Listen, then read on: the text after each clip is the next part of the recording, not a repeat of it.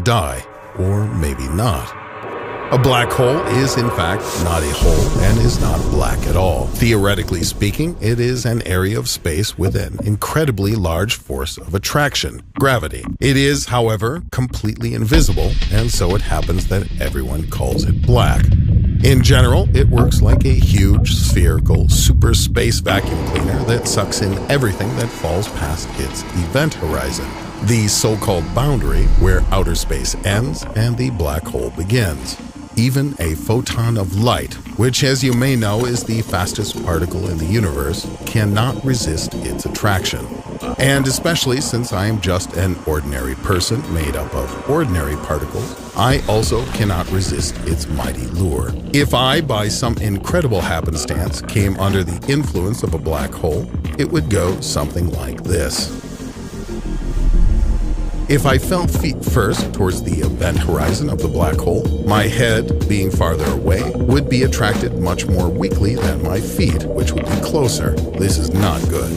Like being on a medieval rack, I would be stretched, elongated really, pulled like taffy to such an extent that my head would likely pop off. Next would come a meeting with the singularity. This is what is at the center of a black hole, its contents. Having passed the event horizon, I come under the influence of the singularity, where every bizarre, illogical, and demonic strangeness, in a very literal sense, occurs. In other words, Einstein's theories don't work here. There are no laws and no rules. All of our usual understandings of space and time cease to exist. This is something quite different, not of this world. There is our universe that lives according to certain laws and concepts, and there is the world of the singularity that brazenly ignores any laws and exists by itself, and we know nothing about it. So, theoretically, as we approach the singularity, my elongated body will continue to stretch lengthwise and continue to shrink in its transverse direction, its width, but will still not disappear altogether. And the most interesting thing is that my friend Bob, who got lucky and got sucked in just after me, is unlikely to survive until the moment when my body crosses the event horizon. It would seem to him that I move indefinitely, forever approaching the event horizon. But for me, on the other hand, everything happens in an instant. But that is not all. This scenario of my death will be relevant if what I'm interested in is the most common type of black holes.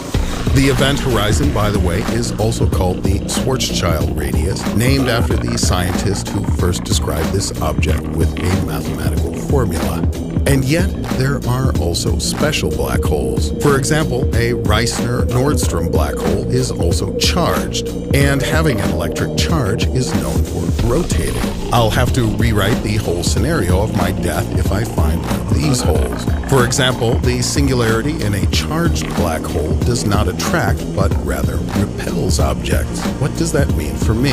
Everything will be, once again, as before. My body will rush through the event horizon at a frenzied pace, constantly accelerating and stretching like chewing gum. Having passed the event horizon, I will come upon a second horizon. I will still speed up, moving towards it, but as soon as I pass this second inner horizon, the singularity, instead of sucking, will start to push me away quite vigorously. In the end, what's known as a white hole will spit me out in some other universe. And you may say, what?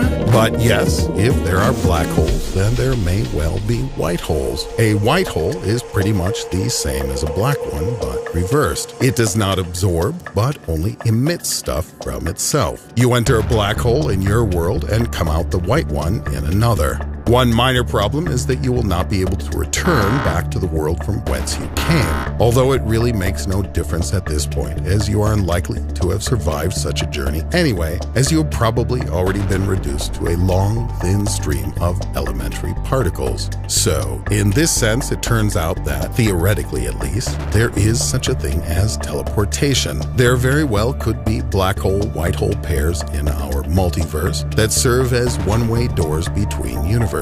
That is, the same hole is simultaneously black in our world and white in another. This nonsense is also sometimes called wormholes with teleportation, or black and white holes. Non-trivial topology explains the unusual properties of unusual black holes, through which, in fact, this universal tunnel is obtained. And so we gradually come to the conclusion that ordinary black holes and unusual ones exist, in theory.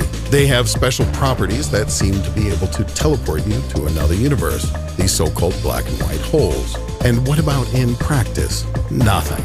You have to understand, nobody has seen anything like this with his or her own eyes. For example, in order to capture a picture of the supermassive black hole supposedly located in the center of our galaxy, we would need an incredibly powerful telescope with a lens diameter almost equal to the diameter of our planet Earth. We are unlikely to ever be able to build a telescope of this size, so scientists are racking their brains over alternative ways to create the first really true picture of a black hole. All of those images of black holes that you've seen through the years are, in fact, just artistic interpretations.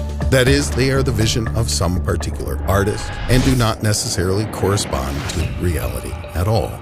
Despite the absence of real pictures, scientists today are more confident than ever that black holes do really exist. In all, about 50 objects have so far been found in our galaxy that behave like black holes. The mysterious thing in the center of our galaxy is the most likely candidate for the role of a black hole. It has a mass of about 4.3 million solar masses, and the radius of the event horizon is about 1 million kilometers. Something in the center of the famous massive quasar M87 is another illustrious candidate for the role of a black hole. Its mass is estimated at about 4 billion solar masses, and the corresponding radius of the event horizon is about 1 billion kilometers. So it is more than likely that black holes do in fact exist, and more scientists are trying to prove this. But black and white holes, or wormholes, on the other hand, are something more rare and more mysterious than even unicorns or elves. They are possible in